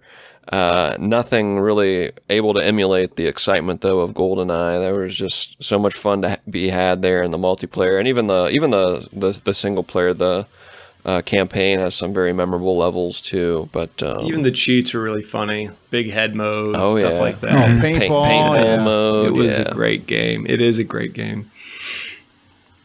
And I'll tell you what, man, all those developers, they went on and made another game called Time Splitters, and that is one of my favorite shooters that's ever been made in that whole series. They have a lot of fun game modes and stuff. Virus is one of them. It's like a tag type game, but there's a lot of hope that game ever gets remade. But yeah, they came over from GoldenEye and did that. GoldenEye, that was made by Rare, right? Yep. That was Rare. Yeah. People that made Perfect Dark, and Banjo-Kazooie, Viva Pinata, Sea of Thieves. Rare did all the Donkey Kong Country games. Oh yeah, that's right. Johnny's Big Great Adventure. developers. Bad Fur Day, one Conker's of the Bad greatest Fur Day. games ever made. Yep. Yeah. But those are my Robotland. top 5 games based on movies. There it is. Those are good, man. Those are good. All right, Zach, you are looking anxious. He's got to work tomorrow. Let's get into those Zach facts. Zach Facts, it's Zach Facts. When you're going down, get some. Zach facts. Ladies and gentlemen, are we doing the over-under? What are we doing? Come on. 3. Under. Over under? Over. I'm going to say over. Over under 4.5. Under. Over 3. Ooh. Over 1. Alex said over 1. I heard that. There's a lot of nostalgia with this guy and Doug playing this game, so ooh, man, I'm gonna go over on this. I'm going over too. What'd Jamie say? Under. Okay. So, ladies and gentlemen, this is a very, very first time ever special edition, the very special Zach Facts Viewer Question Showcase Spectacular. Whoa. So if you've already, or if you're sick of hearing questions, because apparently we were all in the same brainwave this week, well, I've got more Question coming. stuff? Oh no. Oh yeah. Like, no joke. The very special Zach Facts Viewer Question Showcase Spectacular. Fact number 1. 79% of our viewers wanted to know which one of us is most like Sean Connery from this game. And then I'll tell you what our viewers answered after I hear what you guys guess. Most like Sean Connery. Alex. That is correct. From this game? Yeah, I from think this Alex game. is Yeah. who's reckless. She was driving a sub, see, crashing no. and stuff. From this game, I'm gonna say Kyle. You're nimble. Really? You're hopping from ladder to platform, Diffusing bombs. That's I'm a big pacifist, hobby so of mine. I'm not into the shooting all those anonymous bad guys. But you're probably going crazy on that. You're loving it. I've Well, I guess, yeah, if you say that. I've played basketball with the most number of hosts of this podcast, and I can tell you that those jumping skills, it's Alex. It's Alex. Oh, okay. See, I'll that's go the thing. ahead. I'll I get. also say Alex, yeah. 79% of our viewers said Kyle. Probably the same reason I did. Oh, And that's a He's a fact. violent. wow. Loves killing people and jumping. Dang. 2 things I know about. Fact number 2. Viewers asked us, the hosts, if you knew hell would be you sitting in a humid room playing this game for eternity, would you change the way you live to avoid it? Nah. Well, how long do I live my life? Yeah, why just- why am I going to hell? What do I have to change? Just saying, right now, if everything you've been doing is going to lead you to hell, and that's what hell is, But I'm not doing would it. you change? Would you change? In what way? There's no physical pain involved, so nah.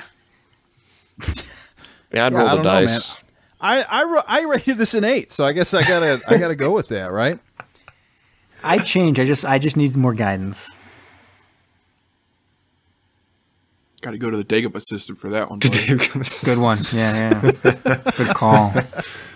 That was fact 2. Think there's more?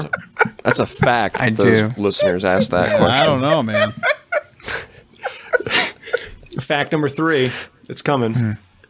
Viewers wanted to know how many of us actually owned an NES at some point. And the viewers answered, I'll give you what they thought first.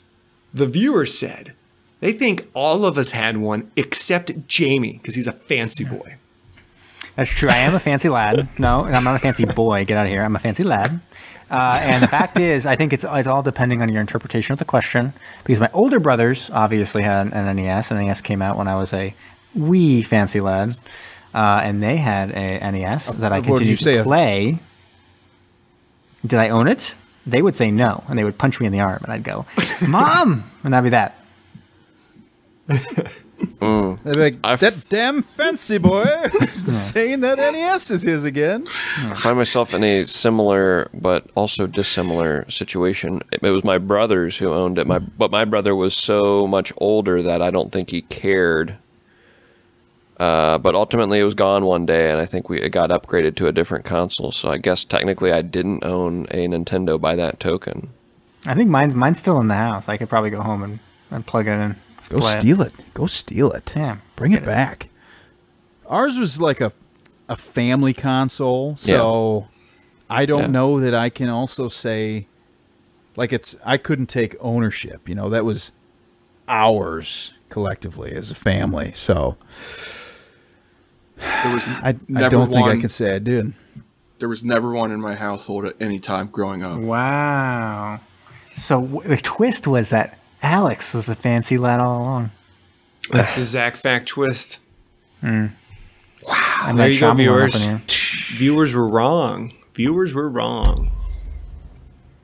Guys think they did have a VHS player though. So guys think there's a 4th Zach fact?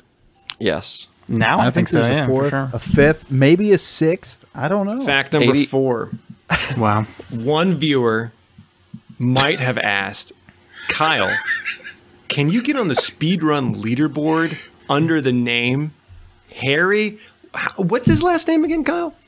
Keatle. Okay. If you can get on the leaderboard on speedruns.com with this game, with that username.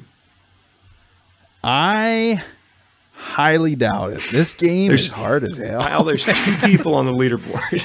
Okay, I can do it. I can do it. I think I could crack that top 3. Yeah. And they're like, Harry Keatle in it 5 hours. You just have to be able to beat the game. All right. Yeah. So if you would have done it tonight during this stream, you would have been on the leaderboard. If I would have been recording it and I could submit it to their whatever it's been recorded. This is how I submitted That's Hook. True. That's true. If I had beaten it, then yeah, we could have submitted this entire episode to the Somebody would have to sit down and listen to it all and be like, oh my gosh, what is that about? Man, imagine if he had beat the game while we were streaming it, just how crazy we would have all went. We'd be like, wow. That would have been epic. Lightning and would have been. All right. You guys think that's it? Is it over? Well, it seems like they're having like a lot of fun. I think he might keep on going. Yeah, I think this guy has another one. Fact number 5 of the very special Zach Facts Viewer Question Showcase Spectacular. Yes. This viewer asked, what the hell happened to There It Is? I never hear that anymore. You suck, Zach. And everybody hates your facts. Give it up already. Wow, brutal. Well, but you had that phone issue. I think that completely real listener who's submitting a question to you is not accounting for the fact that your phone fucked up. Yeah. Totally boned you. Oh, there it is. There it is. There it is. Oh. I'm not going to give it up. So whoever you are, screw you. Wow. Savage. All right, that was 5. It's probably enough, right? It'd be crazy if I had 6. I mean, if you had 6, it'd be like earth-shattering. My world would be shattered. The final Zach fact for the very special Zach Facts Viewer Question Showcase Spectacular is indeed fact number 6. Wow. 6 facts. This was 100%. I don't know if you guys know this or not, but our subreddit is really taken off. So 100% of our subreddit members submitted this question. 100? Yeah. If you could save the human race by playing this game every day for 2 hours until the day you finally died, would you do it? And the viewers think Alex would not. I would agree that Alex would not. I also agree with that statement. I guess it depends now with this new technology that we're dealing with here. I guess we could all play it while we're recording the episode. Because otherwise, when we're recording a podcast, that means what? 3 or 4 hours spent recording the podcast plus 2 playing that game? That's a lot of hours. And think how many times you'd be on the leaderboard, man, if you did it 2 hours every single day. Yeah, eventually you'd be tired of beating your speed record. Whew. Yeah. It'd get to be fun, man. No, I would not do it. No? Even to save the human race? No, I wouldn't do it. Even to save my daughter's life, Brian? I guess if I could. We're all I guess if dying I could. anyways. That's true. I And think about could it. throw Yeah. that down.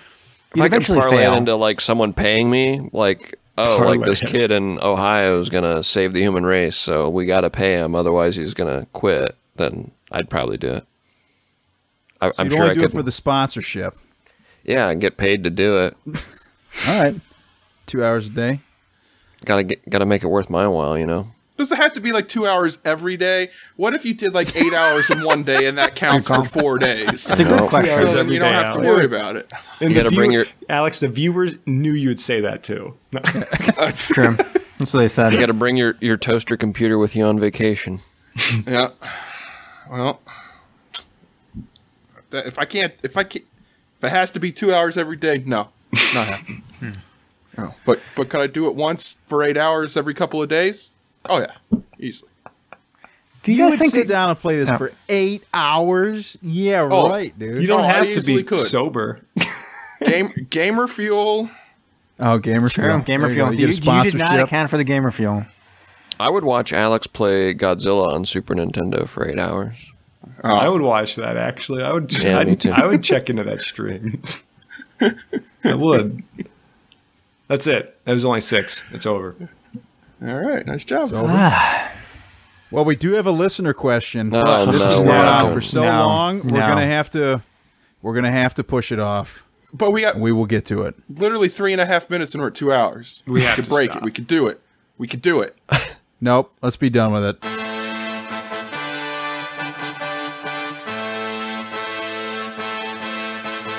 Thank you for listening to Submersion. Don't forget to subscribe for new episodes every Thursday. If you like what you heard, please leave us a rating wherever you listen. Want to interact with us? Follow us on Facebook, Instagram, and Twitter. We also love to get messages from all of you. If you have a suggestion, a comment, or just anything you'd like to share, please email us at macestudios@gmail.com.